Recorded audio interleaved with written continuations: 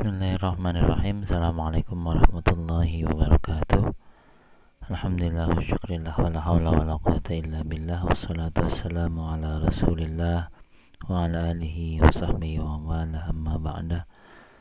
Pertama-tama marilah kita panjatkan puji syukur kita kehadirat Allah subhanahu wa ta'ala biqaulin alhamdulillahi rabbil alamin. Pada hari ini kita dapat melaksanakan perkuliahan mata kuliah perkembangan sosial emosional, dan semoga kita selalu diberikan kesehatan, kesabaran, kesempatan dalam melaksanakan aktivitas-aktivitas kita semuanya. Salawat serta salam marilah kita sanjungkan kepada junjungan kita Nabi besar Muhammad sallallahu alaihi wasallam, Nabi akhir zaman yang membawa kita dari zaman jahiliyah ke zaman Islamiyah seperti sekarang ini.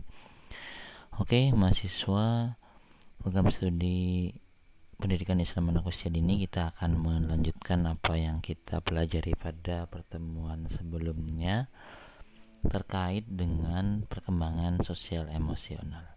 Pada pertemuan sebelumnya kita mempelajari tentang apa itu pertumbuhan dan perkembangan. Ternyata keduanya itu memiliki kaitan,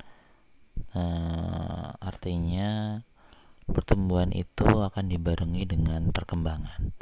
Kemudian perkembangan itu tidak akan bisa tumbuh maksimal tanpa ada pertumbuhan, gitu ya.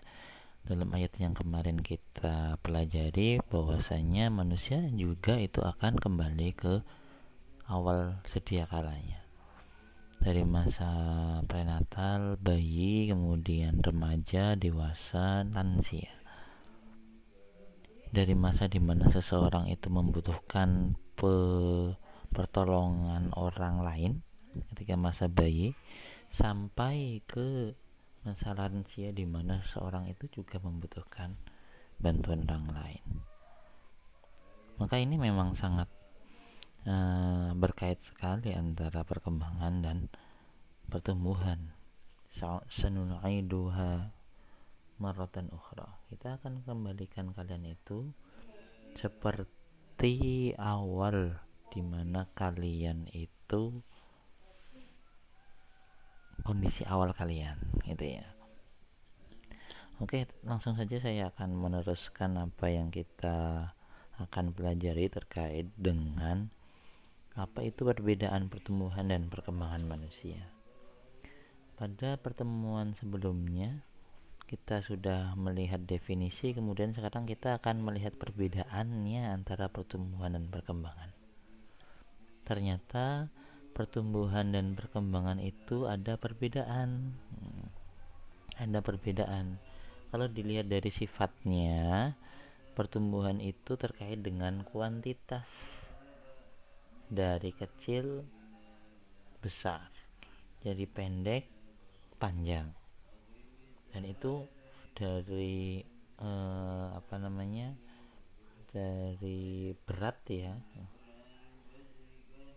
yang bayi paling baru 3 kilo kemudian berkembang sesuai dengan zamannya sampai kita sekarang itu ya. Dan kita juga masih tumbuh gitu ya, walaupun tumbuhnya ke samping, mungkin tidak bisa ke atas. Oke. Kemudian kalau perkembangan pun juga di sana terkait dengan kualitas, dan itu tidak bisa dilihat dengan mata kepala sendiri ya. Perkembangan itu terkait dengan kualitas, dari yang kurang dewasa menjadi dewasa, dari yang kurang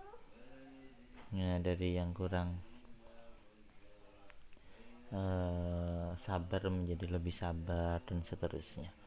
Itu terkait dengan perkembangan, karena yang dilihat itu adalah kualitasnya, emosinya itu ya. Emosi itu pasti terkait dengan perkembangan. Oke. Kemudian dari entitasnya,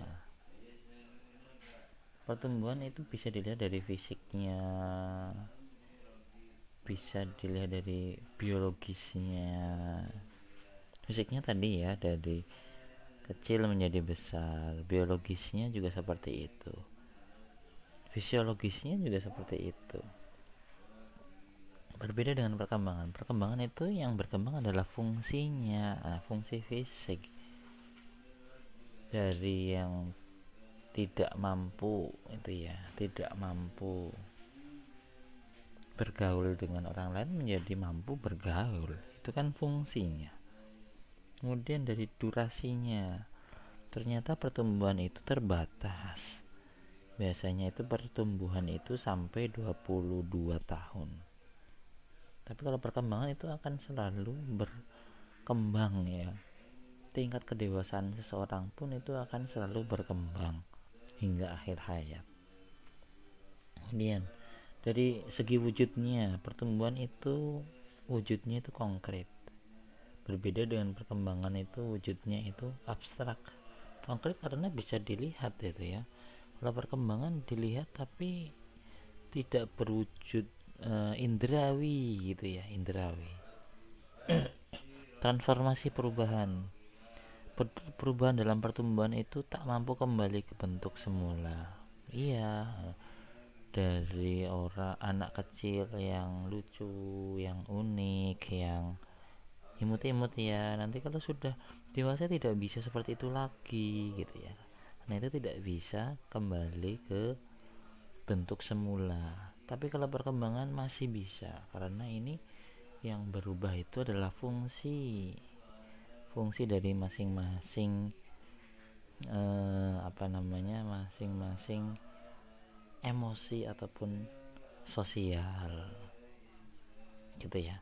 Kemudian pengaruh perubahan, yang namanya pertumbuhan itu bisa dipengaruhi dari hereditas ataupun keturunan, nature-nya. Berbeda dengan perkembangan itu dipengaruhi, perubahan itu dipengaruhi dengan lingkungan yang ada atau nurture-nya itu ya. Kemudian indikatornya dinyatakan dalam satuan menggunakan alat ukur yang akurat. Iya, karena pertumbuhan itu bisa dilihat dari, contohnya kalau berat badan ada alat ukurnya sendiri. Berapa kilo itu ya perubahannya. Berbeda dengan perkembangan. Perkembangan itu tidak bisa diukur.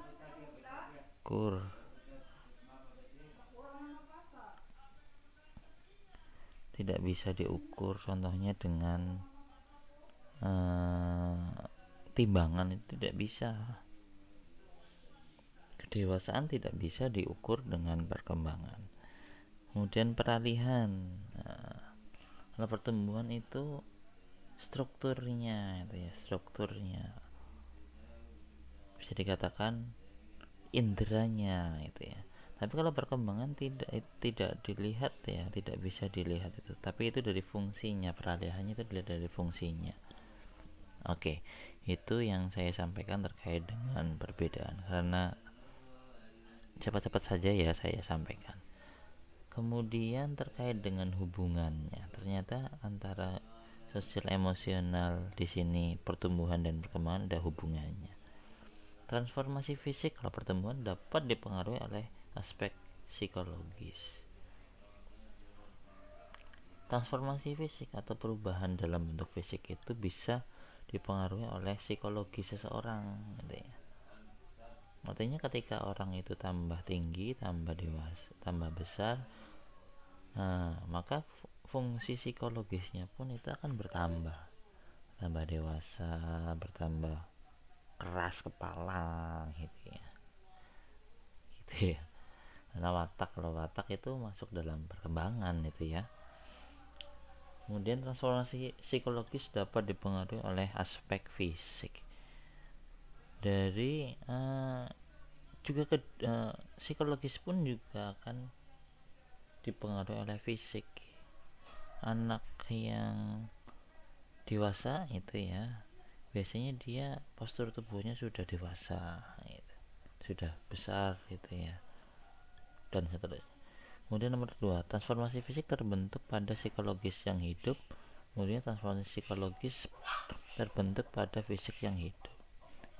Ya, perbedaan ini ada hubungan juga ya, fisik dengan psikologis. Perubahan dalam bentuk fisik itu dibarengi dengan perubahan dalam bentuk psikologis. Itu ya, ini perbedaan bahasa saja. Kuantitas berkaitan dengan kualitas perkembangan, kualitas berkaitan dengan kuantitas pertumbuhan. Ya jeneng, ya apa ya, ini secara pemahaman sih sama ya, cuma ini di bahasakan gitu ya. Fisik serta psikologis merupakan satu rangkaian yang saling melengkapi. Iya ya, fisik dengan psikologis saling melengkapi. Ya, idealnya ketika dia itu tambah dewasa, maka dia juga akan tambah bentuk tubuhnya tambah gede juga, itu ya. Berbeda dengan perkembangan itu ya. Perkembangan juga itu akan saling melengkapi dan saling membutuhkan dan tak terpisahkan.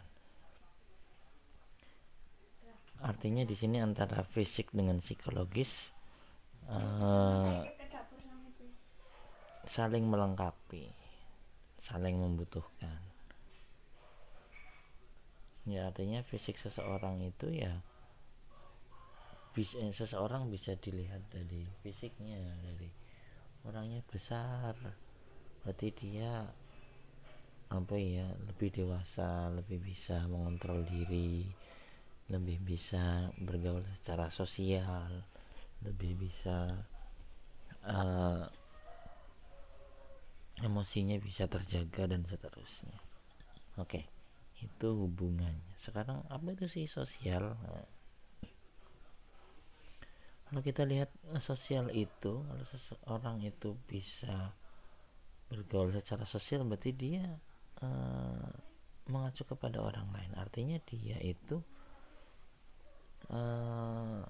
membutuhkan bantuan orang lain, ataupun dia itu senang membantu orang lain, ataupun senang memberi apa yang ia punya kepada orang lain.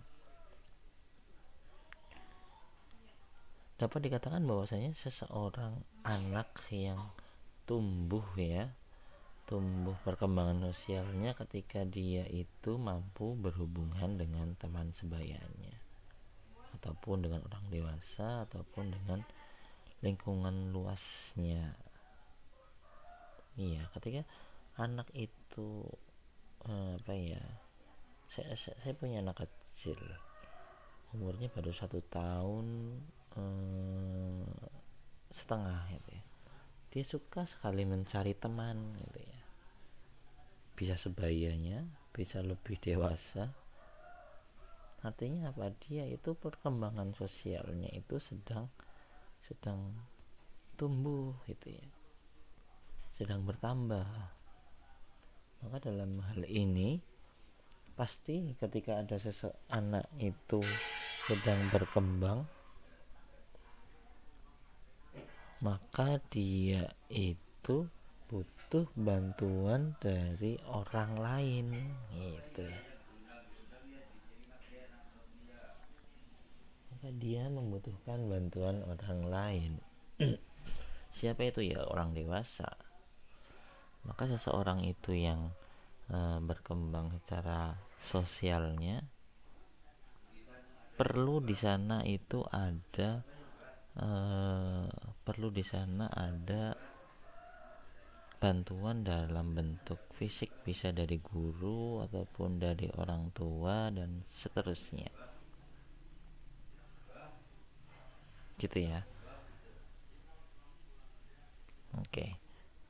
Kemudian bagaimana seorang itu berkembang sosialnya? Dari apa dulu? Yaitu dari dirinya sendiri. Bagaimana memposisikan dirinya itu bisa diterima oleh orang lain.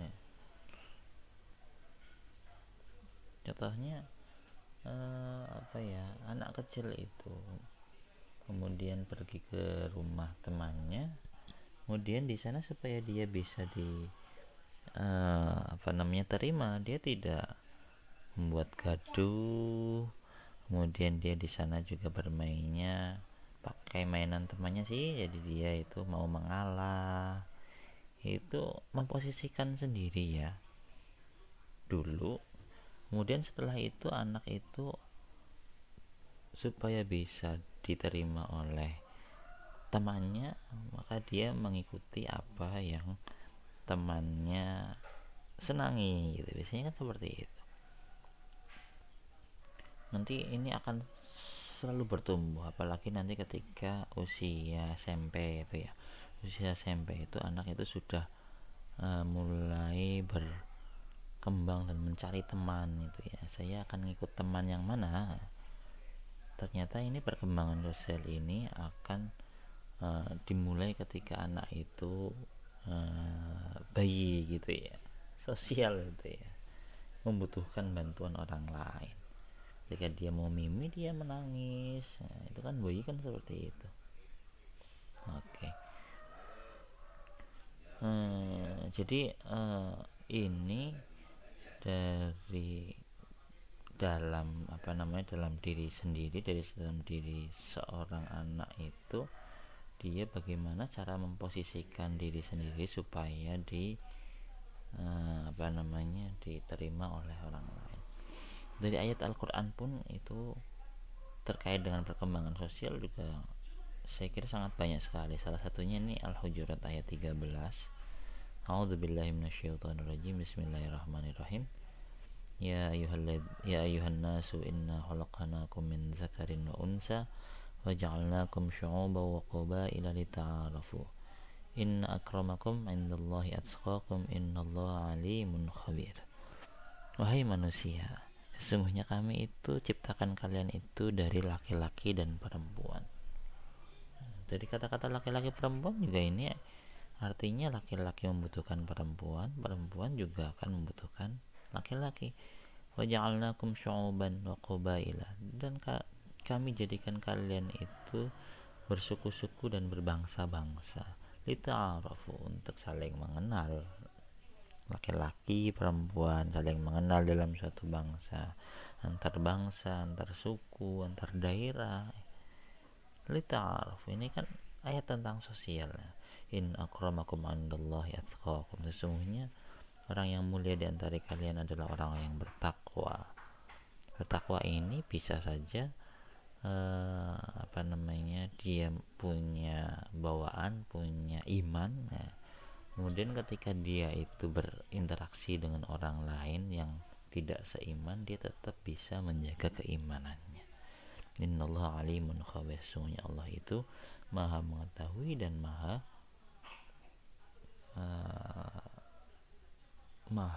mengetahui. Alim itu mengetahui, khabir juga ya. Oke. Kemudian perkembangan emosi. Emosi itu apa sih ya? Emosi itu perasaan senang, sedih, baik, buruk yang ada pada diri manusia itu sendiri. Seseorang itu senang, berarti dia emosinya itu sedang baik gitu ya. Sedih, berarti emosinya dia sedang naik gitu ya. Orang itu sedang baik, berarti dia itu emosinya sedang baik gitu, dan seterusnya.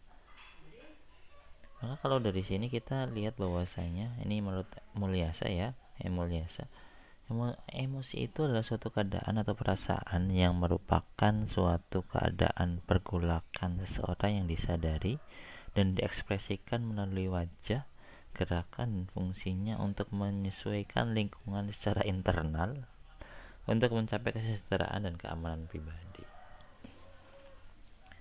Kalau saya tanya jenengan semuanya, pasti jenengan itu punya emosi masing-masing gitu ya.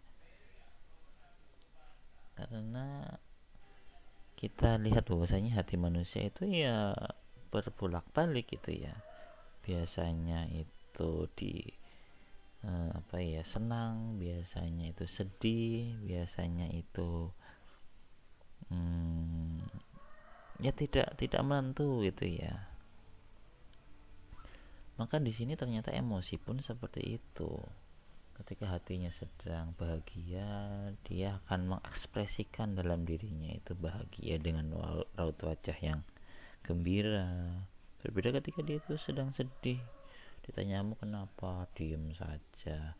Kamu kemudian dari ekspresi diri, dari berjalan, dari menjawab pertanyaan, itu dalam rangka mencapai kesejahteraan dan keamanan pribadi, supaya dirinya itu tetap hidup, tetap bisa menjaga diri. Dia punya emosi gitu ya, maka emosi ini memang perlu dikelola juga. Maka pada selanjutnya kita akan membahas juga terkait dengan bagaimana cara meluapkan emosi anak gitu ya, karena emosi ini bisa dikelola itu ya, seperti halnya dalam surat Al-Asyams yang dulu saya sampaikan, wa nafsi wa ma sawwaha fa'alhamaha fujuraha wa taqwa wa nafsin, dan ketika nafas atau jiwa itu sawwaha telah disempurnakan, maka Allah akan memberikan jiwa itu takwa dan juga fujur, artinya kekuatan baik dan kekuatan tidak baik. Maka emosi ini juga harus dikelola. Maka di sana ada manajemen emosi, kecerdasan emosional, dan beberapa nomenklatur yang lainnya itu ya. Itu maksudnya berarti emosi itu yang dimiliki manusia itu sifatnya itu tidak tetap. Ketika dia sedih, saya kira tidak akan sedih terus. Dia akan mencari sesuatu dalam dirinya ataupun dari luar dirinya, bagaimana supaya dirinya itu jangan sedih terus. Dia membutuhkan rekreasi, dia membutuhkan teman curhat, dan seterusnya. Maka pada hari ini kita sedikit-sedikit, tapi saya kira harus mengenai ya itu ya.